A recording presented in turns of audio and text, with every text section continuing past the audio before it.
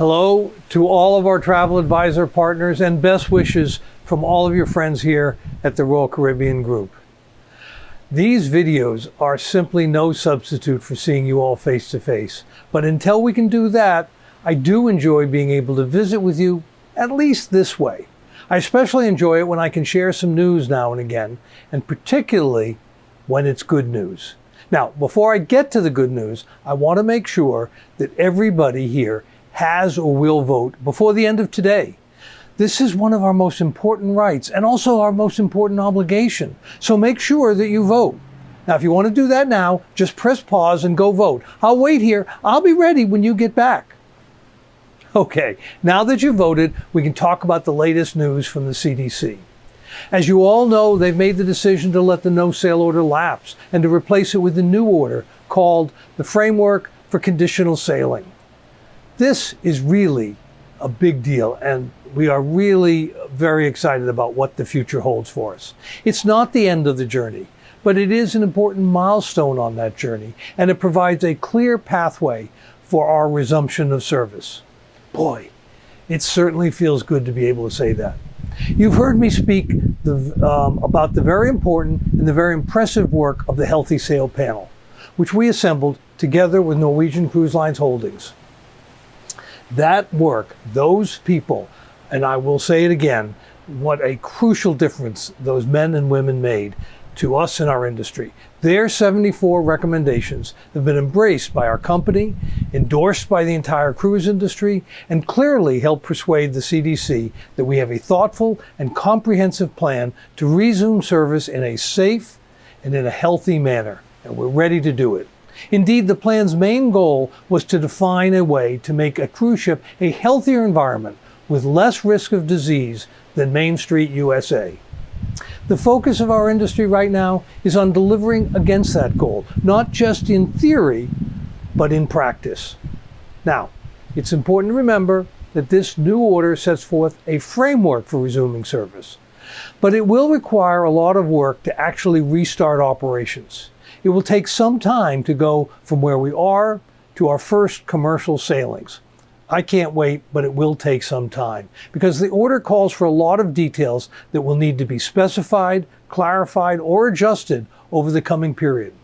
We and the CDC have both committed to devote the time and the effort to finding the best way to do that cooperatively, constructively, to realize our common goal of restarting cruising here in the USA in a safe and in a healthy manner.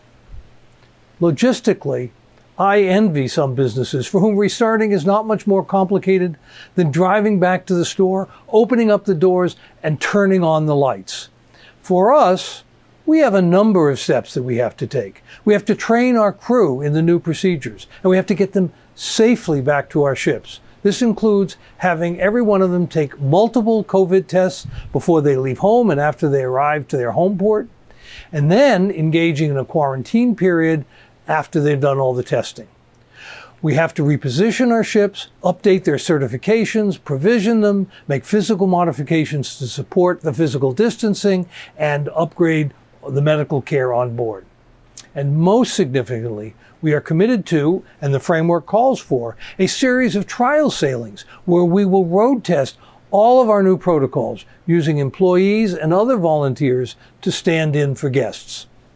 At every step of the way, we will be making tweaks and modifications to make sure that things run smoothly.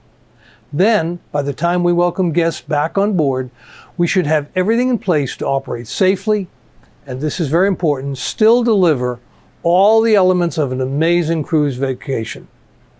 Then we'll continue to tweak the product, as we always do, to take advantage of new knowledge and take advantage of new technology. We will continue always to make the cruise safer and continue always to make the experience even better and more memorable for your clients. Unfortunately, as excited as we are to have this pathway to restarting, even this path is a slower road to normalcy than any of us would like. We know how eager you all are, and we all are, to start selling cruises again after an exceedingly painful 7 months. We too want that slow part to be as quick as we can make it. but we are significantly closer to resuming service than at any point since March, and we are so much better prepared for that moment than we have ever been. We also have to take note of what is happening in the society around us, and that is the big surge in COVID cases around the world. We're seeing that in the US, where the number is now running in the range of 100,000 confirmed new cases every day. But we're also seeing it in Europe, which had remarkably few cases until now, but has just started reclosing in places that you wouldn't have thought of, like Germany, Italy, Switzerland, Spain, and the UK, and others. This surge, which is probably a second wave, has been predicted from the very beginning as we enter the cold and flu season. But while this peak may be horrible, there are also strong signs that this may be the virus's last big surge.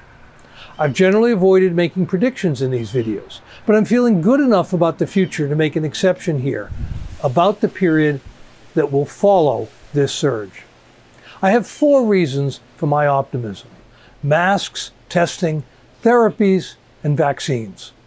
First, more people are wearing masks, and masks are very effective in limiting the spread. One estimate puts usage at 75%. If we all wear masks now, we won't have to wear them as long later on. 2, at the same time, testing is undergoing extraordinary improvement in speed, cost, and ease of use. Testing is one of the most effective ways to limit the spread, and it allows for more effective contact tracing.